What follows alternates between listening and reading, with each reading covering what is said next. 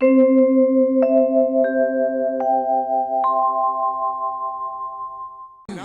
कहो सैदानी, यह मुद्रिका मात में आनी। फिर भी विश्वास थोड़ा थोड़ा हुआ। लेकिन जब हनुमान जी ने सौगंध खा ली, सत्य शपथ करुणा, गुदा वालों सुनो, करुणा निधान का नाम सुनते ही माता को विश्वास हो गया। जानते हो क्यों? ये करुणा निधान जानकी जी का संबोधन राम जी के लिए है, प्राइवेट नाम। इस भारतवर्ष में कभी माताएं अपने पति का, पति भी पत्नी का प्राइवेट नाम रखती थी, जिसे कोई टच नहीं करता था। जो भी नाम हो, घर में बुलाने वाला, जैसे सुनते हैं जी, अरे सुन रहे हो, नहीं, खास करके बुला लेना। बहुत पर्दे की बात थी वो। बाहर से बुलवाना है तो जरा पप्पू के पापा को बुला दो, अरे हमारे उनको बुला दो, अरे देखना वो मेरे वो कान में बुला के लाओ। ये इसको न तो सास छुएगी, न ननद, न देवर, कोई नहीं। पत्नी का डायरेक्ट संबोधन होता है। तो सीता जी राम जी को करुणा निधान के नाम से बुलाती थी। बोली ये संस्कार कहां से मिला? बोले सीता जी की जो गुरु थी, आराध्या थी, माता गौरी के पूजन के लिए जब वहां गए थे तो उन्होंने आशीर्वाद दिया, मन जाहि राचो मिलई सोबर सहज सुंदर सा।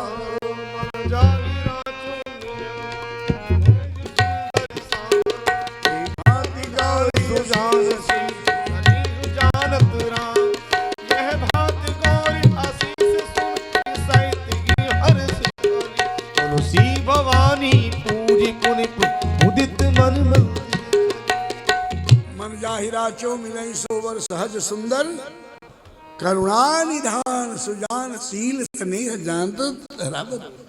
करुणा निधान, जैसे करुणा निधान नाम सुना माता जानकी जी ने सोच लिया कि फुलवाड़ी में उनकी फोटो तो मैं रख करके ले आई हूँ, लेकिन अब तक नाम नहीं पता था।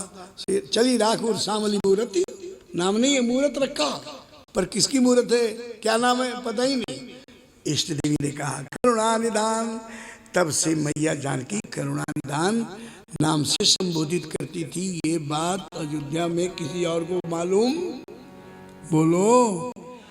जब उस परम गोप्य नाम का आचरण हनुमान जी ने किया तो कपि के वचन सब प्रेम सुनी उपजा मन विश्वास। जाना मन क्रम वचन यहाँ कृपा सिंधु कर दास। श्री राम जय राम, प्रेम से बोलो श्री राम जय राम जय राम, श्री राम जय राम जय राम। सुनो, आज तुमको बहुत 3-4 खास बातें बताने वाला हूं। हनुमान जी का काम हो गया, आए थे, मां का दर्शन हो गया, अंगूठी दे दिया, बात खत्म। ये इनकी जो यात्रा थी वो 1 महीने की थी। मास दिवस मां खोजो जाई, सीते ही देखी कहो सुधी आई। अवधि मेट जो बिन सुधी पाए, अवश्य मन ही सो मम गुरवाए। ये राज आज्ञा थी सूर्य में, 1 महीने का समय है। और 1 महीना हनुमान जी ने विश्राम नहीं किया, कुछ खाया पिया नहीं। श्री राम जय राम। अब हनुमान जी ने सोचा कि मैं लंका में आया हूं रात में, किसी को पता नहीं चला। श्री राम जय राम।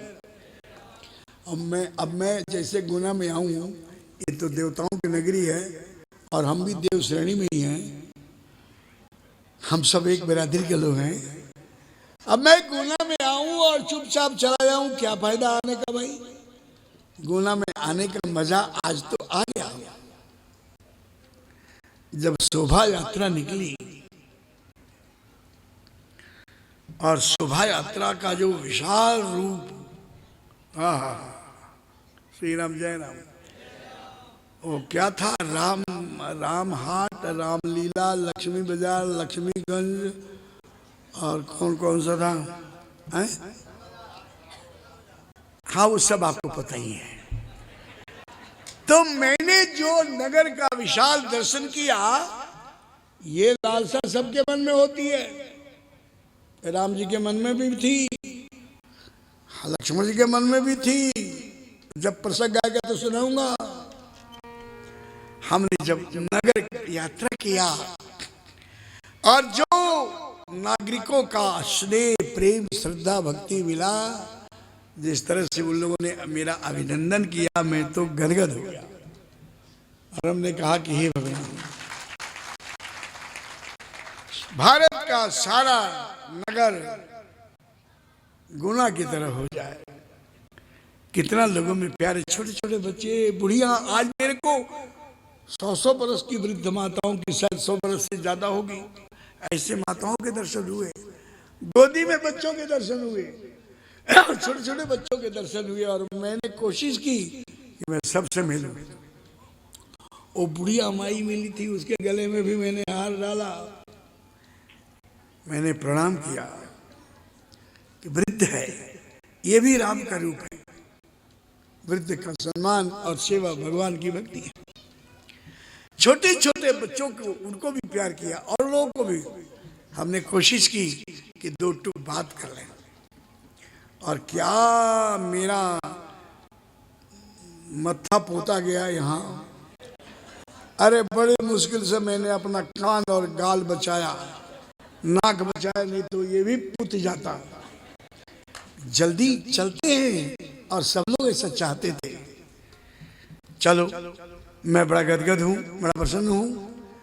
और गुना वालों, तुम्हारे हृदय मंदिर में विराजमान ठाकुर जी को, और ठाकुर जी के माध्यम से आपको भी स्नेहपूर्वक प्रणाम। भगवान आपकी श्रद्धा भक्ति की वृद्धि करें।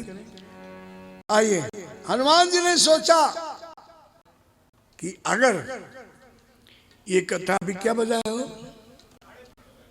5:30, हाँ 6:15 तक ये कथा चलेगी। स्थिर होकर बैठना, लेट हो गया। श्री राम जय राम। और बीच में गड़बड़ करोगे तो 7 बजा दूंगा। हमारे को समय ध्यान से सुनना, ये बात भूलना नहीं। तुमरो मंत्र विभीषण माना लंकेश्वर भय। वो कौन सा मंत्र था तुम्हारे पूरे जीवन में आज मिलने वाला है, चांस खोना नहीं। हनुमान जी ने सोचा कि भाई लंका वालों को किसी को पता नहीं है, लेकिन मेरे सेनाध्यक्ष जामवंत ने हमको आदेश दिया था, जब समुद्र के किनारे जामवंत ने उनको याद दिलाया, राम काज लगी तबे अवतारा, सुनित भयो कपि पर्वत आकारा, लीलो लानो जलन दिखारा, सहित सहाय रावण ही मारी, आनो यहाँ त्रिकुटी उपारी। अपने पौरुष का व्याख्यान किया और कहा कि जामवंत मैं पूछूं तो ही उचित बुझाए, सिखावन दीजो मोही। हम आपसे पूछते हैं, बोलिए मुझे क्या करना है। तो ऋक्षराज ने बंधन कर दिया कि जाओ चुपचाप सीधे, इतना करहु तात तुम जाई, सीते ही देखी कहो सुधी आई। केवल इतना करना है। हनुमान जी सोच में पड़ गए कि कैसे करूं। हमारे अध्यक्ष तो कहा कि चुपचाप जाओ, चुपचाप आओ सीता को देखकर। वो तो हो गया, लेकिन रावण वालों को पता कैसे चलेगा कि मैं आया हूं। मेरा परुष इनको पता ही नहीं होगा, कुछ रात की बात है, रात गई बात गई। तो बोले कि कोई बात नहीं, मेरे सेनाध्यक्ष ने कहा है कि जाओ सीधे आओ। उनसे बड़े सुग्रीव हैं, सुग्रीव से बड़े लक्ष्मण हैं, लक्ष्मण से बड़े राम जी हैं, और राम जी से भी बड़े राम की हृदयेश्वरी मां जानकी। क्यों न मैं मां जानकी से स्पेशल ऑर्डर अध्यादेश जारी कराऊं कुछ करने के लिए। तो हनुमान जी ने सोचा कि अगर मैं अपने मर्जी से कुछ करूंगा तो अपराध हो जाएगा, मां से पूछ लेता हूं। माँ का आदेश ले लेता हूं। तो हनुमान जी ने कहा कि माँ सुनो, माँ तो मोहियत से भूखा, बड़ी भूख लगी है। सुनो माँ तो मोहियत से भूखा, देखी लाग सुंदर फल रूखा। माँ इन फलों को देखकर मुझे बहुत भूख लगी है। माता जानकी ने कहा बेटा ये फल इतने आसान नहीं है। सुन सुत करई विपिन रखवारी, परम सुभट निश्चर भारी। श्री राम जय राम। हनुमान जी ने कहा कि तिनकर भय माता मोहि नहीं,